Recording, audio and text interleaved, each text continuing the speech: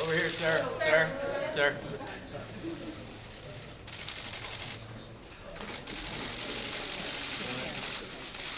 Good morning. We were informed about an hour and a half ago that by the attorney for Ambassador Sondland that the State Department would refuse to allow him to testify today.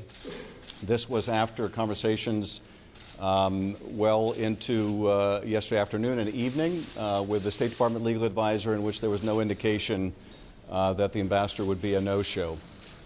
Not only is the Congress being deprived of his testimony, the American people being deprived of his testimony today, but we are also aware that the ambassador has text messages or emails on a personal device which have been provided to the State Department, although we have requested those from the ambassador, and the State Department is withholding those messages as well. Those messages are also deeply relevant to this investigation and the impeachment inquiry. And I want to just explain for the public the significance of this witness and the significance of the decision, evidently by the Secretary of State and President or both, to withhold this key witness's testimony today.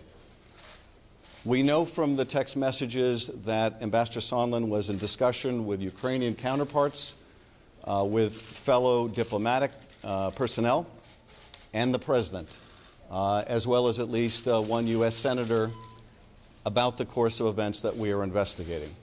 We know from those text messages that diplomatic personnel raised a concern with him that military assistance was being withheld to secure help from Ukraine in the President's re-election campaign.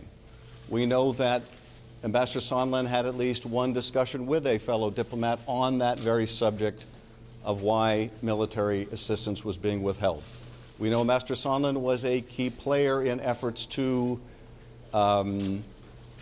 obtain a commitment from Ukraine to investigate a bogus conspiracy theory about the 2016 election, as well as Joe Biden and his son. And we know that the ambassador has relevant evidence on whether the meeting with the President that the Ukrainians desperately sought with President Trump was being conditioned on these investigations that the President believed would help his re-election campaign. It is hard to overstate the significance of not just Ambassador Sondland's testimony and the documents, but the testimony of others as well. The failure to produce this witness, the failure to produce these documents, we consider yet additional strong evidence of obstruction of the constitutional functions of Congress, a co-equal branch of government. There are four issues that we are looking at least four issues that we are looking at, all that go to the heart of our national security. And by preventing us from hearing from this witness and obtaining these documents, the President and Secretary of State are taking actions that prevent us from getting the facts needed to protect the nation's security. We are looking into whether the President solicited foreign help in a U.S. presidential election again. We are looking into the issue of whether a meeting that Ukraine desperately sought with the President at the White House was being conditioned on the willingness of Ukraine to investigate this bogus conspiracy theory about 2016 and investigate the Bidens. We're looking at whether Ukraine was given reason to believe that military assistance it desperately needed to fight off the Russians was being withheld until it made commitments to do these political investigations for the President. And we are looking into the question of whether there has been an effort by the President, the Secretary of State, and others to cover up this misconduct. Ambassador Sondland is an important witness on each of these subjects, but he is not the only important witness.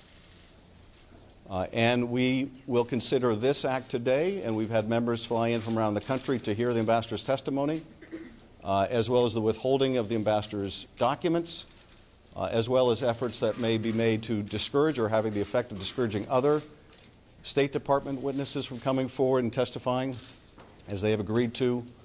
to be further acts of obstruction of a co-equal branch of government. This is one of the few impeachment inquiries in the history of our country. It goes to the core of whether the president abused his office to seek political help in his re-election campaign, and did so to the detriment of our nation's security. Did so by effectively coercing a country that has been invaded by Russia to investigate a rival and condition the relationship between this country and that country on whether they were willing to play ball.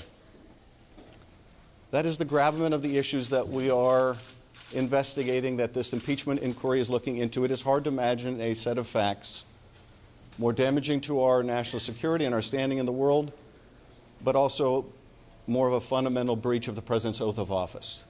The American people have the right to know if the president is acting in their interests, in the nation's interests, with an eye towards our national security, and not in his narrow personal political interests. They have a right to know. Indeed, the American people have a need to know. And through this impeachment inquiry, we are determined to find the answers. Thank you. So what's your next step? Will you go to court? Not allow this witness to testify.